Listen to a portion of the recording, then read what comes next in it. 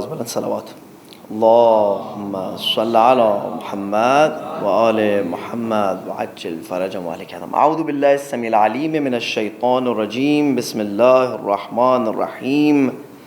وبه نستعين إنه خير ناصر ومعين. وصلى الله على سيدنا محمد وآله الطيبين الطاهرين. صلوات.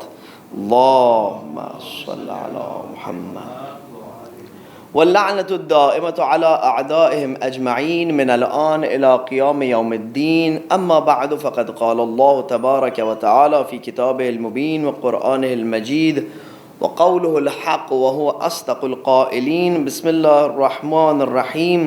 شهر رمضان الذي أنزل فيه القرآن ہدی للناس وبینات من الہدی والفرقان. اپنے اعمال کی قبولی کے لیے، درجات میں اضافہ ہونے کے لیے، مزید توفیقات کو حاصل کرنے کے لیے صلوات پڑھ محمد و آل محمد پر صلی اللہ علیہ وسلم. عزیزان گرامی، سامعین محترم، ماہ مبارک رمضان کے اب سیکنڈ ہاف میں پروردگار متعال کے خاص اور وی آئی پی مہمان آپ کی خدمت میں سلام عرض کرتا ہوں. عام طور پر جو دعوتیں ہوتی ہیں اس میں آہستہ آہستہ اہتمام جو ہے وہ ختم ہونا شروع ہوتا ہے اور میزبان اشارہ کرتا ہے کہ اب جانے کا ٹائم آ چکا ہے. کبھی اس کی بے چینی سے آپ کو پتہ چلتا ہے کہ وہ اس انتظار میں کہ آپ چلے جائیں، کبھی دروازے کی طرف اشارہ کرتا ہے، کبھی کچھ کبھی کچھ. فائنلی وہ آپ کو جانے کا اشارہ کرتا ہے اور آپ چلے جاتے ہیں تو وہ خوش ہو جاتا ہے. لیکن یہ وہ میزبان ہے ہمارا کہ جیسے جیسے مہمانی ختم ہو رہی ہے ویسے ویسے اپنی مہمان نوازی میں اضافہ فرما رہا ہے. اگر شروع میں ایک رات کا کام جو ہے وہ ہزاروں گنا افضلیت رکھتا تھا، تو آخری راتوں میں ایک رات کوئی اچھا کام انجام دینا ایسے کہ جیسے 1000 مہینے میں اچھا کام انجام دیا ہو. ان فرصتوں کو انشاءاللہ ہم اپنے ہاتھ سے نہ جانے دیں. ہم نے دعائے افتتاح کے شرح و ترجمے میں آپ کی خدمت میں عرض کیا کہ ایک مرحلے پر پہنچتے ہیں کہ جو اب شکوہ کا مرحلہ ہے، شکایت کا مرحلہ ہے. یہاں پر ہم کہتے ہیں کہ اللہم اعزہ واعزز بے، پروردگارہ تو اسے، ہمارے امام کو، ہمارے زمانے کے امام کو عزت دینا اور ہمیں بھی اس کی وجہ سے عزت دینا. یعنی ایسا نہ ہو کہ ہمیں عزت ملے لیکن یہ عزت ہمارے زمانے کے امام کی وجہ سے نہیں ہو، کسی اور چیز کی وجہ سے ہو. خواب اور خیالات کی عزت ہو، طاغوتی نظام کی دی ہوئی عزت ہو، ایسی عزت ہو کہ جو تیری نگاہ میں عزت کنسیڈر نہیں کی جاتی. وانصر ہو وانتصر بے، پروردگارہ تو ہمارے زمانے کی امام کی مدد فرما اور اس مدد کے ذریعے ہماری مدد فرما.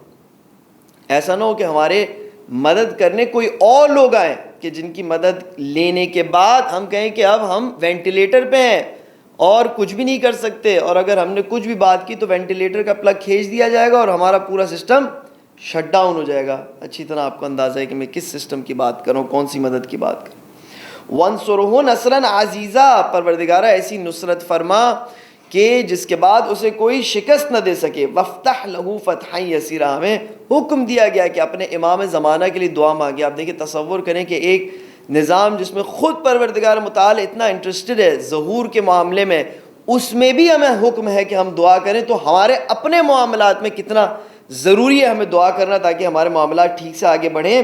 وَجَعَلْ لَهُ مِن لَّدُنْكَ سُلْطَانًا نَصِيرًا، تو اسے بہترین سلطان اور نصرت سے نواز کے جس کی وجہ سے وہ اپنی حکومت کو اس زمین پر قائم فرما سکیں. صلوات پڑھیں محمد و آل محمد پر.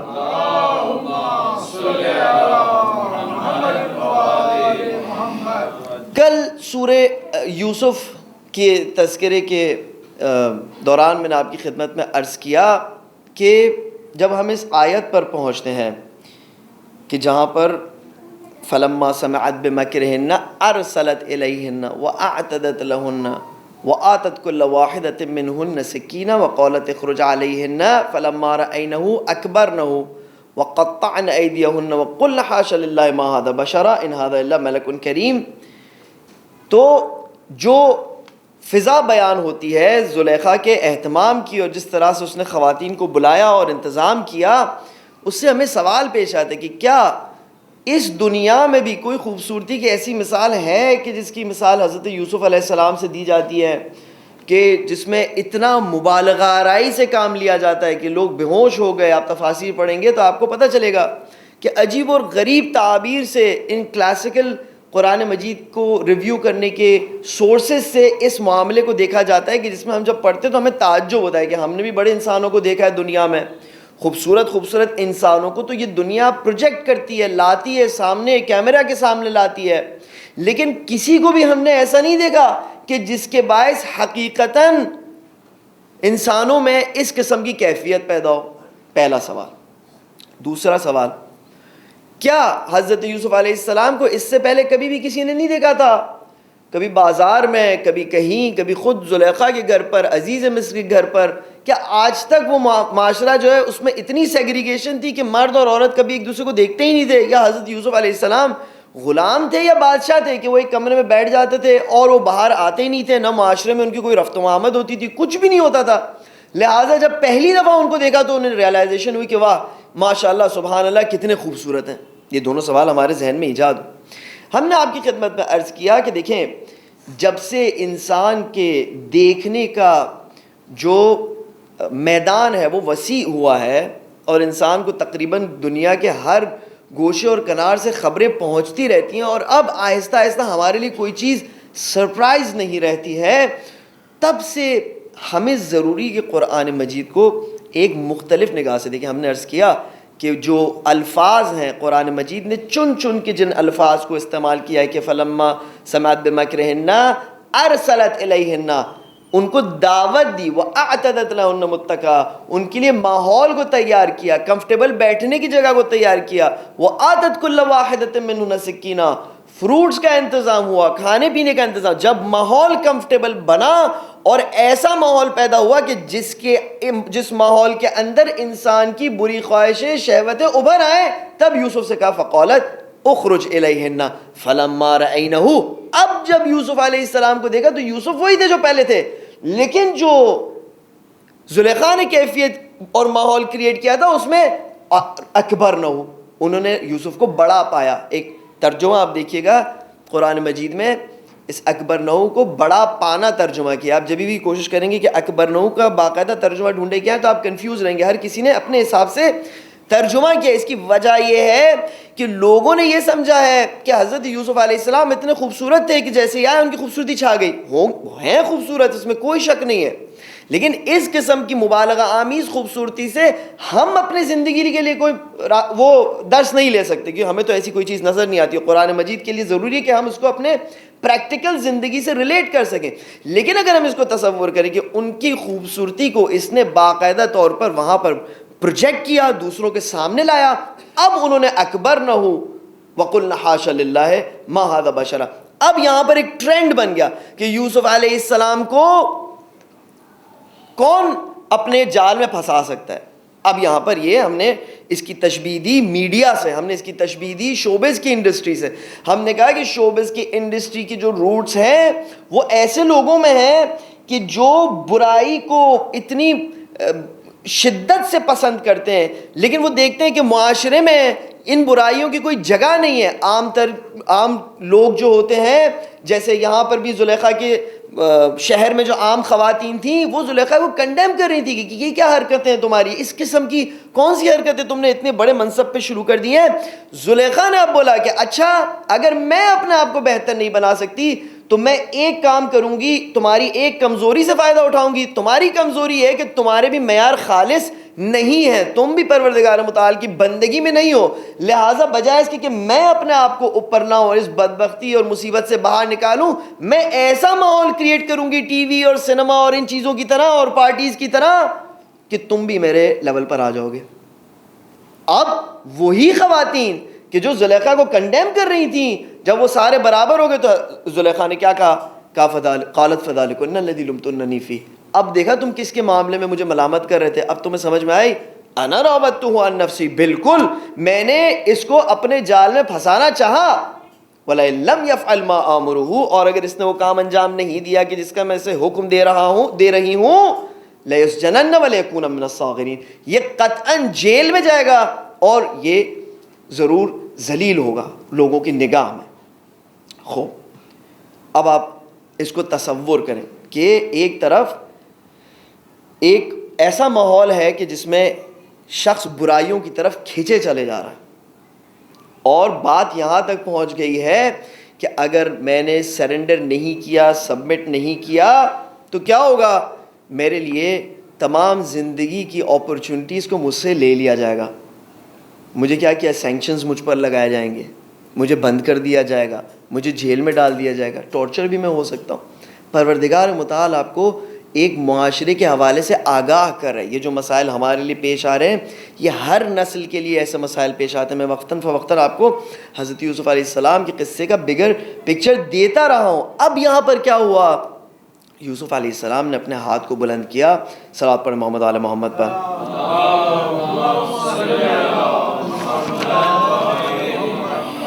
یوسف علیہ السلام نے اپنے ہاتھ کو بلند کر کے فرمایا کہ قال رب السجن احب الی مما یدعوننی الی، پروردگار زندان میرے لیے بہت زیادہ پسندیدہ تر ہے بنسبت اس کے کہ میں اس چیز میں گرفتار ہو جاؤں کہ جس کی طرف یہ مجھے کھینچ رہے ہیں. وَلَئِن لَا تَصْرِفْ عَنِّي كَيْدَهُنَّ، اور اگر ان کی قید و مکر کو تو نے مجھ سے دور نہیں کیا، أَصْبُ إِلَيْهِنَّ، میں ان کی طرف مائل ہو جاؤں گا. وَأَكُن مِّنَ الْجَاهِلِينَ، اور پھر وہ جو تو نے مجھے فَلَمَّا بَلَغَ أَشُدَّهُ آتَيْنَاهُ حُكْمًا وَعِلْمًا کے مرحلے پر پہنچایا تھا میری پاکی کی وجہ سے، یہاں پر گناہ میں پڑنے کی وجہ سے مجھ سے وہ علم اور حکمت چھین لی جائے گی اور میں جہالتوں کی طرف چلا جاؤں گا. آیتوں کو ریلیٹ کرنا آپس میں ضروری ہے. سوال یہاں پر حضرت یوسف علیہ السلام کس چیز کی دعا مانگ رہے ہیں؟ زندان کی دعا مانگ رہے ہیں. زلیخا کس چیز سے ان کو تھریٹ کر رہی ہے؟ زندان سے. اب آپ دیکھیں اس سسٹم میں اگر پروردگار متعال سے کوئی بندہ کنیکٹ کر سکے اور ان راستوں سے نورانی ہدایات کو حاصل کرے کہ جن راستوں کو پروردگار متعال نے ہدایت کے لیے بنایا ہے، تو ایک مرحلہ یہ آتا ہے کہ دنیا اسے تھریٹ کر رہی ہے جس چیز سے، وہ اسی کی دعا مانگ رہا ہے. دنیا اسے ڈرانا چاہ رہی ہے. کیا اس کی کوئی مثال ملتی ہے؟ بالکل. تمام انبیاء الہی علیہ السلام اور ہمارے اہل بیت علیہ السلام کا نور ہدایت وہی نور واحد ہے. اب آپ دیکھیں امام حسین علیہ السلام کا جملہ اب آپ کو سمجھ میں آئے گا زیادہ بہتر طریقے سے. امام فرماتے ہیں انی لا اری الموت الا السعادہ والحیات مع الظالمین الا برما، موت جس سے تم مجھے ڈرا رہے ہو واللہ میرے لیے سعادت ہے. آپ کو سملر الفاظ نظر آ رہے ہیں. وہاں پر زلیخا کہتی کہ میں تمہیں جیل میں ڈال دوں گی، یہ کہتی کہ رب السجن، مناجات کر رہے ہیں پروردگار متعال سے کہ پروردگارہ میرا انتظام جیل میں ہی ہو جائے، مجھے واقعی جیل میں جانا ہے، اس چیز سے مجھے تو بس کسی نہ کسی طرح بچا لے. وہاں پر تھریٹ ہو رہا ہے کہ شہید کر دیے جاؤ گے. وہ کہہ رہے ہیں کہ انی لا اری الموت الا السعادہ، میرے لیے موت سعادت ہے اور حیات ظالموں کے لیے ایسا ہے کہ ساتھ اس طرح سے جیسے میرے لیے ذلت اور رسوائی ہو. بس ہم دیکھتے ہیں کہ یہ سملیرٹی ہمیں نظر آتی ہے، ایک پیٹرن ہمیں نظر آتا ہے. یاد رکھیں جب بھی انسان کو کسی ایک چیز میں پیٹرن نظر آئے نا تو وہ اس کے اوتھینٹسٹی پر دلالت کرتی ہے. جب پیٹرنز مختلف ہونے لگے، کسی جو ہدایت کے پیکر ہیں، جو ہدایت کے نمونے انبیاء علیہ السلام ہو یا اہل بیت علیہ السلام ہو، وہ کچھ اور کام انجام دے رہے ہوں ایک سچویشن میں، دوسرے نبی کچھ اور کام انجام دے رہے ہوں، تو اگر پیٹرن خراب ہو جاتا ہے تو پھر اس کی اوتھینٹسٹی پہ شک ہونے لگتا ہے. لیکن اگر ہمیں نورانی پیٹرن جو ہے وہ ایک طریقے کا نظر آتا ہے تو ہمیں پتہ چلتا ہے کہ یہ جو کتاب ہے یہ ایک اوتھینٹک کتاب ہے کہ جس کو بیان کرنے والے اور جس پر عمل کرنے والے جو حقیقی معنی میں عمل کرتے ہیں وہ سب ان کا عمل اور بیان ایک ہی ہے، اس میں کوئی فرق نہیں ہے. صلوات پڑھیں محمد و آل محمد.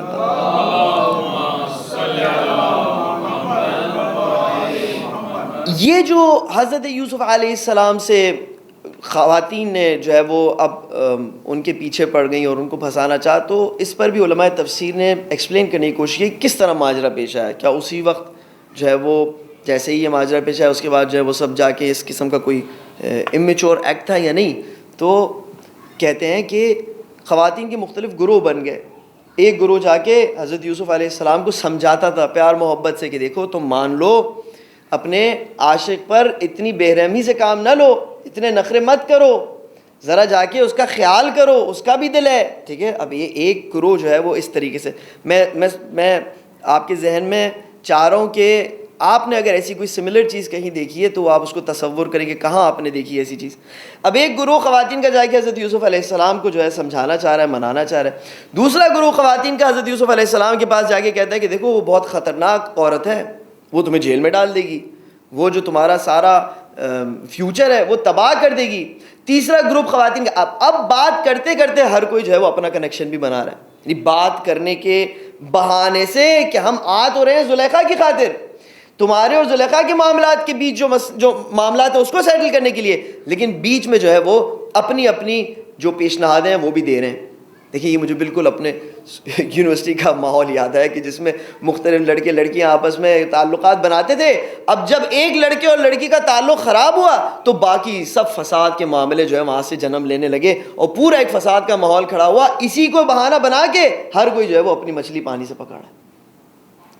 دیکھیے قرآن مجید ہمارے سوسائٹی سے ریلیٹ کرتا ہے.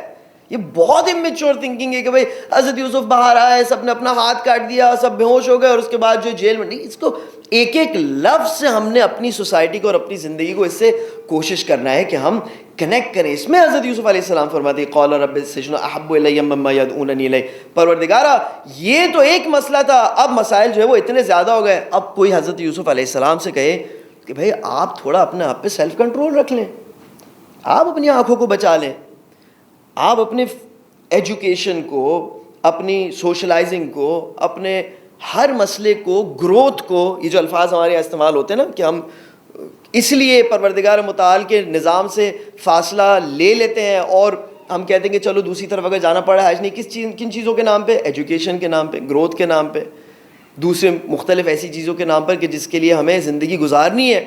تو کوئی حضرت یوسف علیہ السلام کو بولے کہ آپ کو اتنا بڑا قدم اٹھانے کی کیا ضرورت ہے, آپ اپنے آپ کو کنٹرول کریں, بچتے رہیں, آپ نے جیل میں چلے جانا ہے. تو حضرت یوسف علیہ السلام جواب دیں گے کہ اوور کانفیڈنس ہونا جہالت کی نشانی ہے. میں نبی ہوتے ہوئے اتنا مجھے اپنے آپ پر پروردگار متعال سے زیادہ کانفیڈنس نہیں ہے. تم پتہ نہیں کیسے نبی کے فالوور ہو کہ جو نبی بھی نہیں ہو اور تمہیں اپنے آپ پہ اتنا کانفیڈنس ہے کہ بہانے سے اپنے آپ کو گناہ اور برائی کی محفل کے نزدیک کرتے ہو, یہ تصور کر کے کہ تم بچ جاؤ گے اور تم پر کوئی اثر ہونے نہیں والا. یہ ہمیں درس مل رہا ہے یہاں پر. اچھا آپ کیا کریں, چھوڑ دیں اپنی زندگی, کو ایجوکیشن چھوڑ دیں, مکس گیدرنگز میں جانا چھوڑ دیں, سب. دیکھیے ایک انسان اگر سگریٹ پینے کی وجہ سے کھانس رہا ہے تو آپ اس کو یہ نہیں کہہ سکتے کہ آپ کھانسنا چھوڑ دیں. اگر اس کو نیند کے جو مسائل پیش آ رہے ہیں وہ کسی اور وجہ سے, تو آپ یہ نہیں کہہ سکتے. آپ اسے یہ کہہ سکتے کہ بھائی آپ سگریٹ پینا چھوڑو, یہ 10-15 جو مسائل آپ کو ہیں نا وہ سب آہستہ آہستہ حل ہوں گے. پروردگار متعال فرماتا ہے یا ایھا الناس قد جاءکم موعظۃ من ربکم وشفاء لما فی الصدور, تمہارے لیے پروردگار متعال کے یہاں سے نصیحت آئی ہے اور شفا آئی ہے ان بیماریوں کے لیے جو تمہارے قلب میں ہے. یہ جو ہم نہیں کر پاتے, یہ جو ہماری روح بیماریاں ظاہر کرتی ہے اور ہم واقعاً ویک ہیں اور کوئی ہم سے توقع بھی نہیں رکھتا کہ اس سے بہتر کوئی کام کریں, یہ اگر قرآن مجید سے ہمارا کنیکشن مستقل طور پر مانوسیت کے ساتھ برقرار ہو تو ہم دیکھیں گے کہ آہستہ آہستہ جب ان بیماریوں کو شفا ملے گی تو کچھ سائنز اور سمٹمز ہمارے زندگی میں ہم سے دور ہو جائیں گے اور ہمیں شفا نظر آئے گی اپنی زندگی میں. اور پھر ہماری نسلیں بھی ہیں. قرآن مجید کی ایک عظیم ترین دعاؤں میں سے دعا یہ ہے کہ پروردگارا میری نسلوں کے بارے میں تجھ سے دعا کرتا ہوں, ربنا حب لنا من ازواجنا وذریاتنا قرۃ اعین وجعلنا للمتقین اماما. پروردگارا میرے ازواج اور میرے بچوں میں سے میرے لیے آنکھوں کی ٹھنڈک قرار دے. مسئلہ یہ ہے کہ ان باتوں کو ہم ترک تو نہیں کر سکتے نا, ہم ایکسیپٹیبل تو نہیں بنا سکتے. جتنی بھی ہماری مجبوری ہو, یہ مجبوری کریٹ ہی اسی لیے ہوئی ہے کہ ہم نے قلب کی شفا کو اس سورس سے حاصل نہیں کیا کہ جس میں پروردگار متعال نے فرمایا ہے کہ یہ تمہارے قلب کی شفا لے کر آئے. اگر قلب کی شفا حاصل ہو گئی تو تم دنیا کو اتنے مختلف انداز میں دیکھو گے کہ جہاں پر دنیا والے کہہ رہے ہیں کہ جیل میں جانے سے تمہارے لیے سختیاں ہیں اور ذلتیں ہیں, تم اپنی تنہائی میں پروردگار متعال سے دعا مانگ رہے ہو پروردگار مجھے جیل میں ڈال دے, اس سے بہتر کیا ہو سکتا ہے. تھنکنگ کا فرق ہے نا. اور ایسا بھی نہیں ہے کہ اگر ٹیمپرری طور پر گروتھ رک گئی تو آگے جا کے جو ہے کوئی فرق نہیں پڑنے والا ہے. آپ دیکھیں آگے بادشاہ فرعون کو جو ساری طاقت ملی اس کی شروعات حضرت یوسف علیہ السلام نے کی تھی. پھر اس کے بعد کبھی آپ اس پر ریسرچ کریں تو پھر وہ جب قحطی آئی اور اس کے بعد سارے فوڈ کے ریسورسز ان کے ہاتھ میں آئے اور پھر حضرت یوسف علیہ السلام کے بعد انہوں نے اس کام کو ایکسپلائٹ کرنا چاہا اور لوگوں کو اپنے اندر قابو میں لیا اور یہ سب جو کچھ ہوا یہ بڑی سلطنت کا آغاز ہو رہا ہے. تو یہاں پر حضرت یوسف علیہ السلام کیا کر رہے ہیں؟ ہمارے لیے نمونہ عمل بن رہے ہیں. کہہ رہے ہیں اس معاشرے میں کرنا کیا چاہیے؟ کرنا یہ چاہیے کہ تم یہاں سے ہجرت کرو, کسی بھی طرح سے اپنے آپ کو گناہ سے بچاؤ. میں نہیں کر سکتا, میرے لیے پرابلم ہے, میرے اندر جرت نہیں ہے, تو اس کتاب سے کنیکٹ کرو جو تمہیں جرت دے گی. آج نہیں کل, کل نہیں پرسوں, پرسوں نہیں ترسوں, ایک نہ ایک دن ضرور آئے گا. آپ کے ہی معاشرے میں ایسے لوگ ہیں کہ جو اپنی زندگیاں چھوڑ چھوڑ کے حوض علمیہ قم میں جاتے ہیں, دیکھتے ہیں ان کو, سب کچھ چھوڑ کے جاتے ہیں, اپنی ایجوکیشن ہر چیز داؤ پہ لگا کے حوض علمیہ قم میں جاتے ہیں. وہاں پر کیا کمائی ہوتی؟ کچھ بھی نہیں ہوتی. پھر واپس آتے ہیں, پھر اللہ سبحانہ و تعالیٰ انہیں نوازتا ہے تو لوگ کہتے ہیں کہ یہ پتہ نہیں ان کے پاس پیسے کہاں سے آ رہے ہیں, یہ کیسے آ رہا ہے, وہ کیسے آ رہا ہے, نظام کیسے چلے. وَمَن يَتَّقِ اللَّهَ يَجْعَلْ لَهُ مَخْرَجًا, قرآن مجید کے الفاظ ہیں کہ جو اللہ سبحانہ و تعالیٰ کا تقوی اختیار کرے, بلکہ اللہ سبحانہ و تعالیٰ تو اتنا کریم ہے کہ جو اللہ سبحانہ و تعالیٰ کی تقوی کی ایکٹنگ بھی کرتا ہو, یجعل لہ مخرجا, اس کے لیے پروردگار متعال راہ فرار بناتا ہے. وَيَرْزُقُهُ مِنْ حَيْثُ لَا يَحْتَسِبُ, رزق اس کا آتا ہی ایسی جگہ سے جہاں سے وہ گمان نہیں کرتا. یہ معاملات کیا ہیں ان کو بتانا ہے. میں بتاؤں گا تو فائدہ نہیں ہے, کیونکہ نہ میں پرفیکٹ ہوں, نہ میرے اندر کوئی ایسا اسوہ اور نمونہ عمل ہے کہ آپ جس کو فالو کر سکیں, نہ کوئی اور غیر معصوم شخص آپ کو بتا سکتا ہے. اس کو بتانے والی یہ معصوم کتاب ہے کہ جب آپ اس سے کنیکٹ کریں گے تو اس کے الفاظ کی انجینئرنگ, اس کا طریقہ, اس کے اندر جو نور ہے وہ ہمارے قلب میں اس بات کا باعث بنتا ہے کہ ہماری تھنکنگ کا سسٹم چینج ہو. قال رب السجن احب الی مما یدعوننی, پروردگارا یہ جیل, اور ہم دیکھتے ہیں ایسے نمونے ہمارے سامنے دنیا میں ہیں, کم نہیں ہے ایسے لوگ کہ جو دنیا کی بڑی بڑی طاقتوں سے ٹکراتے ہیں اور جن چیزوں سے اکثر لوگ گھبراتے ہیں, ڈرتے ہیں, جن چیز کو سرنڈر کرتے ہیں, یہ وہ ہوتے ہیں کہ اسی چیز کے سامنے کھڑے ہوتے ہیں اور ان کو کوئی فکر بھی نہیں ہوتی. صلوات پڑھیں محمد آل محمد.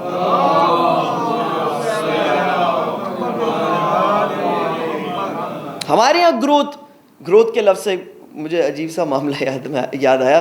ایک ہمارے دوست تھے تو انہوں نے اپنا کمرہ وغیرہ بڑا سیٹ کیا تھا, وہ اچھا سا صوفہ رکھا تھا, اس میں بیٹھ کے ٹی وی وغیرہ. اگلی دفعہ جب میں آیا تو میں نے دیکھا ٹی وی انہوں نے بدل دیا اور بھی بہتر کر لیا ٹی وی. میں نے کہا کیا ہوا بھائی, نظریں کمزور ہو گئی آپ کو, پچھلا والا نظر نہیں آ رہا تھا, ٹی وی خراب ہو گیا, کیا ہوا آپ نے بدلنا؟ کہتے ہیں نہیں ویسے ہی بدل. میں نے کیوں, خیریت؟ کہتے ہیں گروتھ ہے یہ. یار گروتھ یہ ہے, یعنی گروتھ کا مطلب زندگی میں یہ ہو گیا کہ میں ایک گاڑی چینج کر کے دوسری بہتر گاڑی لوں. لیں, مبارک ہے, لیکن کوئی لمٹ بھی تو ہونی چاہیے نا اس کی. لیکن بعض لوگوں کیا واقعاً گروتھ کی ڈیفینیشن یہی ہے, پروگریس کی ڈیفینیشن یہی ہے. بہرحال انہی چیزوں کی شفا کنڈیمنیشن سے حاصل نہیں ہوگی. 1000 بار آپ مجھے میرے برائیوں کے بارے میں بولتے رہیں, میں دوسروں کو ان کے برائیوں کے بارے میں بولتے رہوں, کوئی اثر نہیں ہونے والا ہے. کیوں؟ اثر بھی ہوگا تو ایک معمولی اثر ہوگا. جو اصل حاصل ہونے والا اثر ہے, جو حقیقی اثر ہے, وہ صرف ایک معصوم کی زبان سے حاصل ہوگا. وہ زبان کہ جو اہل بیت علیہ السلام کے زمانے میں ان کی زبان تھی اور آج کے زمانے میں قرآن مجید کی زبان ہے. جب اس کی زبان سے آپ سنیں گے, اس عظیم کتاب کی زبان سے, تو کیونکہ یہ معصوم ہے تو اس کے نور سے ہمارا قلب بھی ضرور منور ہوگا. ایک اور صلوات پڑھیں محمد آل محمد پر.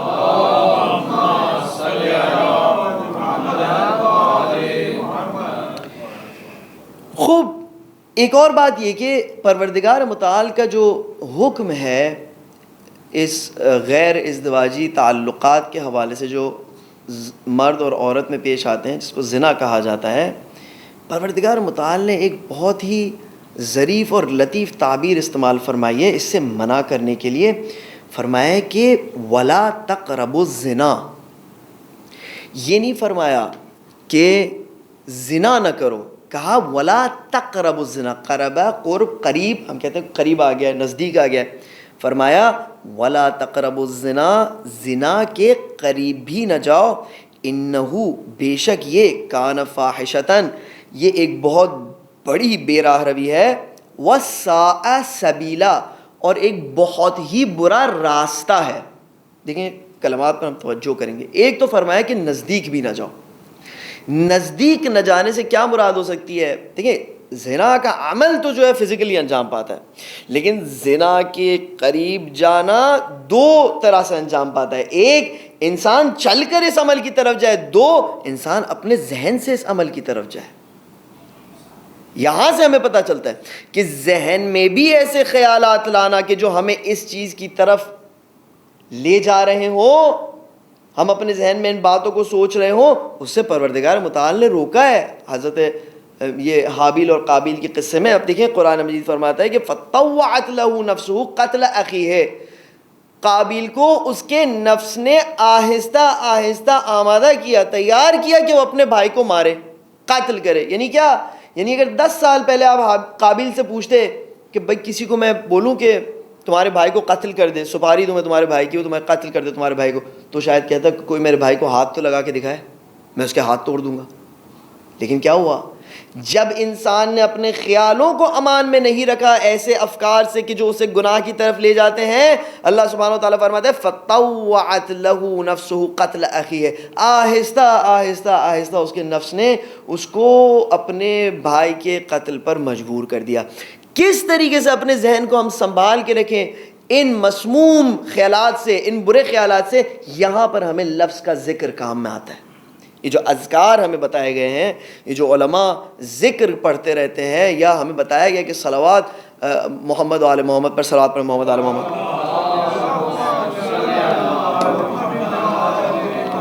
یہ جو ہمیں بتایا گیا کہ صلوات پر محمد و آل محمد بہترین ذکر ہے, اپنے زبان کو ذکر سے مشغول رکھو. ایک اور ذکر میں آپ کی خدمت میں عرض کرتا ہوں جس میں منہ بھی نہیں ہلتا, لا الہ الا اللہ, لا الہ الا اللہ. دیکھیں آپ کی زبان اور آپ کے منہ کے اندر کا حصہ ہے, کسی کو پتہ بھی نہیں چلتا کہ آپ لا الہ الا اللہ کہہ رہے ہیں. یہ جو اذکار ہیں جن کے بارے میں ریکمنڈیشن کیا ہے وہ ہے ہی اسی لیے کہ انسان کے ذہن کو جس وقت انسان فارغ ہوتا ہے, فری ہوتا ہے, اور اس کے پاس یہ ٹائم ہوتا ہے کہ اس کا ذہن ایسی چیزوں کی طرف جائے کہ جس کو پروردگار متعال نے فرمایا ہے کہ وَلَا تَقْرَبُوا الزِّنَا, کہ زنا سے نزدیک مت ہو یا برے خیالات سے نزدیک مت ہو. وہاں پر یہ موقع ہوتا ہے, برے خیالات کے نزدیک ہونے کا موقع تب ہوتا ہے جب انسان ذکر کا سہارا لے. جو ذکر ہوتا ہے وہ انسان کو اس سے دور رکھتا ہے, ان کاموں سے دور رکھتا ہے. بس ایک تو بات ہو گئی وَلَا تَقْرَبُوا الزِّنَا, زنا کے قریب بھی مت جاؤ. قریب جانا نہ ذہنی لحاظ سے نہ جسمی لحاظ سے, اِنَّهُ فَاحِشَةً, یہ کھلی برائی ہے, وَسَاءَ سَبِيلًا, اور بہت برا راستہ ہے. یہ نہیں کہا کہ بہت برا گناہ ہے, بہت برا فعل ہے, بہت برا عمل ہے. آپ تصور کریں کہ راستے کا لفظ یہاں پر استعمال کرنے میں کیا گنجائش ہے, کیا ضرورت پڑی اللہ سبحانہ و تعالیٰ کو راستے کا لفظ استعمال کرنے کی. شاید اگر آپ کچھ دیر کے لیے سوچیں تو آپ کو پتہ چلے کہ یہ راستہ, یہ عمل ایک ایسا عمل ہے کہ جو ایک پورے راستے کو انسان کے سامنے کھول دیتا ہے. اس میں کوئی سٹاپ نہیں ہے. خیالات انسان کو عمل کی طرف لے جاتے ہیں, ایک عمل انسان کو دوسرے عمل کی طرف لے جاتا ہے, دوسرا عمل تیسرے عمل کی طرف لے جاتا ہے, اور پھر پوری دنیا میں ایک مخلوق بن جاتی ہے کہ جس کا کام ہی ہوتا ہے کہ جنسی بے رویوں کو انجام دے, مختلف دنیا کے کونوں میں جمع ہو کے. ایک کا ہمیں پتہ چلا, اس کے علاوہ پتہ نہیں اور کتنے ہوں گے. قرآن مجید نے بڑے سوچ سمجھ کے الفاظ استعمال کیے اللہ سبحانہ و تعالیٰ, ہمارے حکیم معبود نے, اس معصوم کتاب نے ہمیں ناپ تول کر الفاظ بیان کرے کہ انہو کان فاحشۃ, قریب بھی مت ہونا, پس ذہن کے لحاظ سے بھی نہیں, جسم کے لحاظ سے بھی نہیں. انہو کان فاحشۃ وساء سبیلا, یاد رکھنا یہ ایک راستہ ہے, اس پر جب قدم رکھو گے تو اس کی کوئی انتہا نہیں ہے کہ وہاں سے اپنے آپ کو روک سکو. پروردگار متعال سے دعا کرتے ہیں کہ ہم سب کو ان برائیوں سے بچائے اور اچھائیوں کے قریب لے جائے. صلوات پڑھیں محمد آل محمد پر. اب کیا ہوا کہ فاستجاب لہ, آیت نمبر 34 سورہ یوسف کی, فاستجاب لہ ربہ. اب پروردگار متعال نے اس دعا کو حضرت یوسف علیہ السلام کے مستجاب فرمائے. فصرف عنہ کیدہن, اور ان کے قید و مکر کو یوسف علیہ السلام سے دور کر دیا. انہ هو السمیع العلیم، بے شک وہ سننے والا ہے، سمجھنے والا ہے. تو اب یہ آپ تصور کریں کہ جس طرح سے ہم پروردگار متعال سے دعا کرتے ہیں، پروردگارہ ہماری امریکہ کی ویزا لگ جائے، انگلینڈ کی ویزا لگ جائے، کینیڈا کی ویزا لگ جائے، کوئی خاتون ملے اسی کا ہی کوئی پاسپورٹ ہو، شادی کر لیں ہمیں پاسپورٹ مل جائے، یہ ہو جائے وہ ہو جائے، ہماری دعا قبول ہوتی ہے. حضرت یوسف علیہ السلام نے بھی دعا مانگی، پروردگارہ مجھے جیل جانا نصیب ہو، ان کی بھی دعا، ان کا بھی ویزا لگ گیا جیل کی طرح. دیکھیں تھنکنگ کا فرق دیکھیں کہ جو اس دنیا کو حقیقی معنی میں ٹیمپریری نہیں سمجھ سکتا ہے، اس کی تھنکنگ اسے کیا لے جاتی کہ ساری زندگی اس نے اس میں لگا دی کہ سیٹل ہو، آخر میں جب سیٹل ہوا تو مر گیا. اور جس انسان کے ذہن میں اس دنیا کا ٹیمپرری ہونا باقاعدہ طور پر اسے سمجھ آ چکا ہے، اس نے انڈرسٹینڈ کر لیا ہے، وہ ساری زندگی اس میں لگاتا ہے کہ کسی نہ کسی طرح میری بچت ہو تاکہ اس دنیا میں میری خیر ہو. فاستجاب لہ ربہ فصرف عنہ، کہ مجھے پتہ ہے میری باتیں سخت ہیں، معاشرے میں مسائل بہت ہیں، اس میں کوئی شک، میں کسی کو کنڈیم نہیں کر رہا کہ جو کینیڈا جائے، امریکہ جائے، جہاں پر اگر آپ کو مشن ملے تو آپ اسرائیل بھی چلے جائیں. اگر اللہ سبحانہ و تعالیٰ کا کوئی مشن ہو جو آپ نے انجام دینا ہو، واقعاً آپ کے ہاتھ میں کوئی ایسی ہدایت ہو تو آپ وہاں بھی چلے جائیں، اس میں کون سی بڑی بات ہے. لیکن زندگی میں یہاں وہاں جانا اس لیے کہ میں اپنی زندگی کو سٹیبل کروں، میں اس حیات مادی کو رونق بخشوں، یا زندگی میں یہاں آنا جانا تاکہ میں اپنی آخرت کو سنواروں. سوال یہ ہے کہ کیا یہ دنیا اس دنیا کی کھیتی کی جگہ ہے یا اس دنیا میں آخرت کے لیے کھیتی باڑی کرنی ہے. مسئلہ یہ ہے، سوال یہ ہے. حل کیسے ہوگا؟ حل بالکل ہوگا معصوم کی زبان سے جب ہدایت لیں گے، معصوم سے جب کنیکٹ کریں گے، معصوم کے نور کو جب قلب میں جگہ دیں گے تو باقی معصومین علیہ السلام کی بھی گفتگو سمجھ میں آنے لگے گی، اور معاملات ہمارے یہاں نہیں تو ہماری نسلوں میں کم سے کم حل ہوتے رہیں گے. اللہ سبحانہ وتعالیٰ فرماتا ہے، پہلے میں آپ کی خدمت میں عرض کیا تھا کہ الم تر کیف ضرب اللہ مثلا کلمۃ طیبۃ کشجرۃ طیبہ اصلها ثابت وفرعها فی السماء. کیا تم نہیں دیکھتے کہ اللہ سبحانہ وتعالیٰ ایک پاک و طاہر کلمے کی مثال دیتا ہے ایک شجرہ طیبہ کی طرح، کہ وہ کلمہ ایک بات ہوتی ہے، ایک لفظ ہوتا ہے قرآن مجید کا جس سے انسان نے خلوص سے کنیکٹ کیا ہو، ایک آیت ہوتی ہے کہ جس کو خلوص سے پڑھاؤ، ایک زمانہ لگتا ہے اسے، پھر وہ شجرہ طیبہ بنتا ہے اصلھا ثابت، جس کی جڑیں مضبوطی سے زمین میں اپنا آپ کو روکی ہوئی ہوتی ہیں اور اس کے شاخ آسمان پہ جا رہے ہوتے ہیں. تؤتی اکلھا کل حین باذنھا.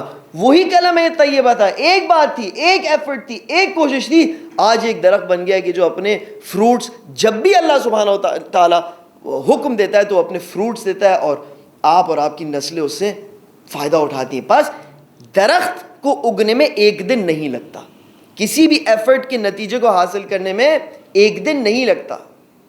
یہ دنیا کیونکہ چھوٹی ہے، اسی لیے ہمارے ایفرٹس کو 5 سال 3 سال 4 سال لگتے ہیں، ہم فوراً کوئی ڈگری حاصل کر لی، کوئی یہ حاصل کر لیا، کوئی وہ نہیں. اس میں نسلوں کا کام ہے. ابھی میں نے آپ سے عرض کیا تھا کہ حضرت مریم سلام اللہ علیہ کے مادر گرامی نے اپنی محنت کو طلب کیا اپنے بچے کی صورت میں.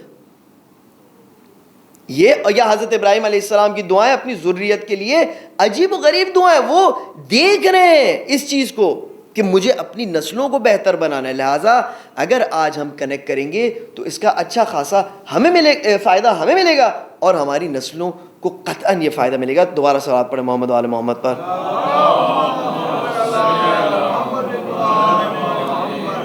خوب پس ہم نے دیکھا کہ دنیا میں جہاں پر کچھ لوگ اپنے سماجی معاملات کے لیے اپنے بھائی کا قتل انجام دے رہے تھے، حضرت یعقوب علیہ السلام کے بھائی، کیوں؟ تاکہ اپنے باپ کی محبت کو حاصل کر سکیں. کچھ لوگ اپنی ہوا و ہوس کے لیے اپنی پوری زندگی خرچ کر رہے تھے، وہ خواتین اور زلیخا کہ جو حضرت یوسف علیہ السلام کے پیچھے پڑی ہوئی تھیں.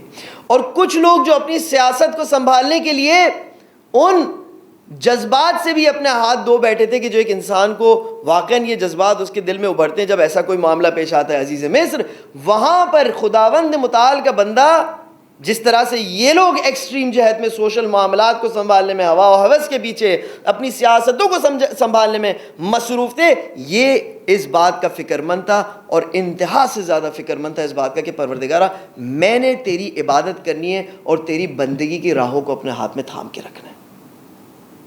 یہ پروردگار متعال کا بندہ ان کام میں مصروف تھا. ثم بدا لهم من بعد ما رأوا الآیات، آیت نمبر 34، لَيَسْجُنُنَّهُ حَتَّى حِینٍ.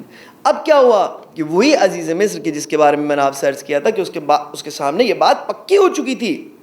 یہ پولیٹیشنز کا حال ہوتا ہے, جب اتنا بڑا معاملہ پیش آیا تو وہ کسی بھی قسم کے اس نے جذبات کو اظہار نہیں کیا, اور معاملات کو سیٹل رکھنے کے لیے, اپنی کرسی کو اپنے پاس سنبھال کے رکھنے کے لیے, سب کچھ کرنے کے لیے اس نے ایسا کیا کہ جیسے کچھ ہوا ہی نہیں ہے. گواہ بٹھایا, اس سے پوچھا کہ تم معاملے کو حل کرو, معاملہ حل ہوا. اس کو پتہ چل گیا کیونکہ جو گواہی دے رہا تھا وہ وہ زلیخا کی طرف سے اس کی فیملی ممبر کا تھا کہ جو کہہ رہا تھا کہ اسی کا قصور ہے. پھر اس نے خود کہا یوسف کو کہ تم چھوڑ دو, اس بات سے درگزر کرو, اور زلیخا سے کہا کہ تم اس سے معافی مانگو, اور معاملے کو اس نے جب رفع دفع کیا. لیکن اب مسئلہ یہ ہے کہ جو ظالم ہوتا ہے وہ بہت ہی بیوقوف ہوتا ہے. ظالم شخص بہت بیوقوف ہوتا ہے. پرابلم یہ ہوتی ہے کہ جو ظالم ہوتا ہے اس کو صرف یہ نہیں پتہ ہوتا, ایک چیز اگر وہ سمجھ لے تو وہ ہرگز ظلم کی طرف اپنے قدم کو آگے نہ بڑھائے. اسے یہ نہیں پتہ ہوتا کہ جب میں ظلم کروں گا تو اس کا نتیجے دو ہو سکتے ہیں. یہ ہمیں اپنی زندگی میں بھی ضروری ہے جاننا. آج ہمارے بچے چھوٹے ہیں, آج ہماری جو فیملی ہے وہ شاید ہم سے کمزور ہے. بہت سارے لوگ ہیں جو ہمارے ہاتھ کے یعنی ہم جن کے اوپر کنٹرول رکھ سکتے ہیں. آج ہے وہ آج کا دن ہے, کل پتہ نہیں کیا ہونے والا ہے. لیکن اگر ہم نے ظلم کا راستہ اختیار کیا, اور میں نے عرض کیا آپ کی خدمت میں, ضروری نہیں کہ جب بھی ہم ظلم کریں تو سامنے والے کے چہرے پر نظر آ رہا ہو کہ اس پر ظلم ہو رہا ہے. بہت سی دفعہ جب لوگ بلی کرتے ہیں, جب ظلم کرتے ہیں تو سامنے والا اس کو اظہار بھی نہیں کر سکتا. یہ ہم ہیں کہ جن کو اپنی عادتوں پہ, اپنے رفتار پہ کنٹرول کرنا ہے, خاص کر کے وہ لوگ جو ہیڈ آف دا فیملی ہوتے ہیں.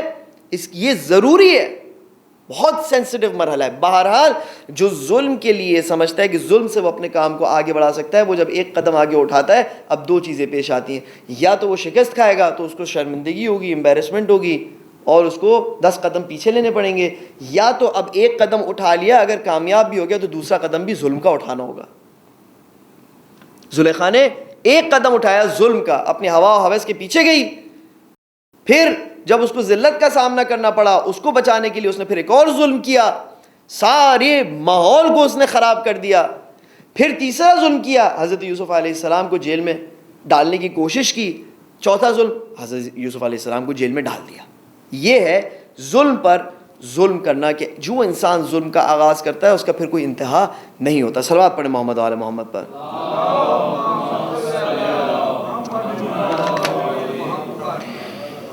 تو یہاں پر یہ سکینڈل باہر نکل آیا, اور واضح یہ ہوا ان لوگوں پر کہ اس سکینڈل کو مینیج کرنے کے لیے, چیزوں کو بہتری کے راستے پر لے جانے کے لیے اب ہم نے یہ کام کرنا ہوگا کہ out of sight out of mind والا فارمولہ اختیار کرنا ہوگا. ظاہر ہے جو گلی کوچوں میں جو ہے زلیخا کی رسوائی کی ڈسکشنیں ہو رہی ہیں, اور یوسف علیہ السلام کی عظمت اور پاکی کے بارے میں مدح و ثنا ہو رہی ہے, تو اس کو ہم کیسے ختم کریں اس قصے کو؟ ہم یوسف علیہ السلام کے کیریکٹر پہ داغ لگانے کے لیے, یا یوسف علیہ السلام کو لوگوں کے نظروں سے دور رکھنے کے لیے انہیں جیل میں ڈال دیتے ہیں. فَبَدَا لَهُم مِّن بَعْدِ مَا رَأَوُا الْآيَاتِ, پس ان کے لیے ظاہر ہوا اس کے بعد کہ انہوں نے آیات کو دیکھا اور انہوں نے اس بات کو سمجھ لیا کہ اب یہ معاملہ کنٹرول ہونے کے قابل نہیں ہے. لَيَسْجُنُنَّهُ حَتَّىٰ حِينٍ, کہ کچھ عرصے کے لیے حضرت یوسف علیہ السلام کو جیل میں ڈالیں, اور اس کے بعد کا جو انشاءاللہ قصہ ہے آپ کی خدمت میں آگے جا کے عرض کریں گے. فی الحال یہیں پر گفتگو کو تمام کرتے ہیں. پروردگارہ تجھے محمد آل محمد کا واسطہ, تجھے ان بہترین زمانے کا واسطہ, اس بہترین زمانے کا واسطہ, تجھے اس زمانے کا واسطہ کہ جس میں تیرے بہترین انسان کا خون پست ترین لوگوں نے بہایا. اگر آپ کو یاد ہو وہ حضور اکرم صلی اللہ علیہ وآلہ وسلم کی گفتگو جس میں امام علی علیہ السلام سے انہوں نے کہا تھا کہ تم ماہ مبارک رمضان میں تم وہ بہترین انسان ہوگے کہ جس کا خون شقی ترین انسان بہائے گا. اگر ان سے زیادہ شقی لوگ ہم تصور کر سکتے ہیں تو مجھے بتائیں میری بھی آگاہی میں اضافہ ہو. اور رہبر سے زیادہ اگر ایک واقعی معنی میں اہل بیت علیہ السلام کا چاہنے والا, جس طرح سے اہل بیت علیہ السلام نے کہا کہ کونوا لنا زینا ولا تکونوا لنا شینا, ہمارے لیے عزت اور سربلندی کا باعث بنو, ہمارے لیے ذلت اور رسوائی کا باعث نہیں بننا. آج پوری دنیا میں اہل بیت علیہ السلام کو اور ان کے چاہنے والوں کو اس رہبر کے پاک خون نے عزت بخشی. تجھے اس پاک زمانے کا واسطہ, اس پاک خون کا واسطہ پروردگارہ ہماری محنتیں رائیگان نہ جائیں. پروردگارہ ہمیں قرآن مجید کے نور سے مانوس فرما. پروردگارہ ہمارے ذہنوں کو قرآن مجید سے منور فرما. پروردگارہ ہمارے زبان کو قرآن مجید سے منور فرما. پروردگارہ ہمارے گھروں کو نور قرآن سے منور فرما، پروردگارہ ہمارے نسلوں کو قرآن اور اہل بیت کے چاہنے والوں میں سے قرار دے، پروردگار رہبر معظم کے درجات میں اضافہ فرما، پروردگارہ تو توفیق دے کہ اب جو یہ نظام جمہوری اسلامی ہے جس نے قدم عجیب و غریب اٹھایا اور واقعاً اس نے ہمارا سر بلند کیا ہے، یہ بہترین شخص کو ایک رہبر کی صورت میں ہمیں متعارف کرا سکے۔ پروردگارہ ہماری نسلوں کو قرآن مجید کے ساتھ متصل فرما۔ پروردگارہ ہم تجھ سے جیت مانگتے ہیں اس جنگ میں، کہ جس جنگ کو پروردگارہ واقعی معنی میں ہم کہہ سکتے ہیں کہ تمام اچھائی کی جنگ تمام برائی کے ساتھ ہے۔ ہم کچھ نہیں کر سکتے ہیں پروردگار، لیکن جو اس جنگ میں حصہ لے رہے ہیں تو ان کی تائید فرما، پروردگار تو ان کی نصرت فرما۔ پروردگار جس طرح تمام جنگوں میں تو نے اسلام کے سپاہیوں کی نصرت فرمائی، اس جنگ میں بھی تو ان کی نصرت فرما۔ ہمارے زمانے کے امام کے ظہور میں تعجیل فرما، ہمیں ان کے آوان و انصار میں سے قرار دے۔ سبحان ربک رب العزت عما یصفون وسلام علی المرسلین والحمد للہ رب العالمین، وصلی اللہ علی سیدنا محمد وآلہ الطیبین الطاہرین۔ السلام علیکم ورحمۃ اللہ وبرکاتہ۔